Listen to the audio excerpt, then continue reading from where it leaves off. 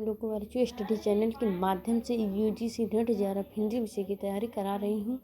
आप सब लोग मेरे इस चैनल से जुड़िए और लाभ उठाइए। आज हमने आत्मकथा, जीवनी एवं अन्य गद्य विधाओं से क्वेश्चन लिए हैं। आवारा मसीहा में किसके जीवन का उल्लेख किया गया है? तो इसमें शरतचंद्र के जीवन का उल्लेख किया गया है। ये किसकी जीवनी है? तो ये विष्णु प्रभाकर की जीवनी है। शिखर से सागर तक में किसके जीवन को आधार बनाया गया है? तो ये अज्ञे का जन्म कब हुआ था?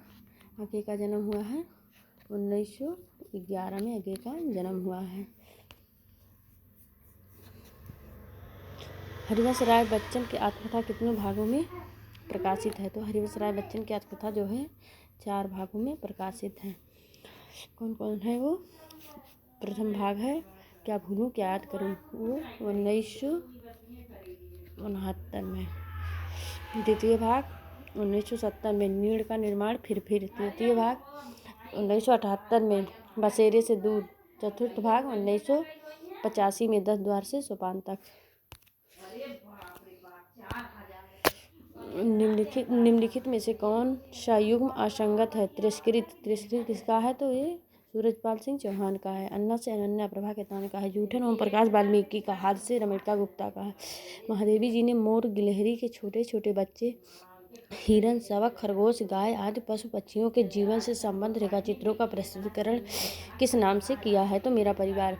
महादेवी वर्मा जी छायावाद की काव्यत्री हैं। इनका जन्म हुआ था 1907 में हुआ है। और एक आधुनिक युग की मीरा भी महादेवी वर्मा जी को कहा जाता है। माटी की मूर्ति किसका रेखाचित्र है? तो रामवृक्ष बेनीपुर का रेखाचित्र है। रामवृक्ष बेनीपुर का रेखाचित्र संग्रह नहीं है। रेखाएं बोल उठी, तो ये देवेंद्र सत्यार्थी का है। मील के पत्थर रामवृक्ष बेनीपुर का। लाल तारा है। गेहूं और गुलाब है। गेहूं और गुलाब का प्रकाशन 1950 में हुआ है। रेखाएं बोल उठी, ये देवेंद्र सत्यार्थी का रेखाचित्र संग्रह है। हिंदी का प्रथम रिपोर्टाज लक्ष्मीपुरा है। किस पत्रिका में प्रकाशित हुआ था? तो ये रुकाब में प्रकाशित हुआ था। यहाँ से ये क्वेश्चन और बनते हैं कि हिंदी का प्रथम रिपोर्टाज कौन है? तो लक्ष्मीपुरा है। लोग माटी की मूर्ति बनाकर सोने के भाव बेचते हैं, पर बेनीपुरी सोने की मूर्ति बनाकर माटी के मोल बेच रहे हैं। कथन किसका है? तो ये मैथिली शरण गुप्त का है।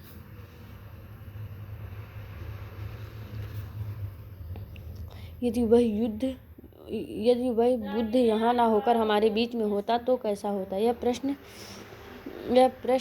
भी मेरे मन में अनेक बार उठ चुका है, पर जीवन के अध्ययन ने मुझे बता दिया कि इन दोनों समाजों का अंतर मिटा सकना सहज नहीं। उनका यह बाह्य जीवन दीन है और हमारा अंत जीवन रिक्त। एक पंक्तियाँ महादेवी जी की किस रचना से उद्धृत है? तो ये ठकुरी बाबा। हिंदी में यात्रा वृत्तांत लिखने की परंपरा का सूत्रपात किस युग से माना जाता है? तो भारत युग से।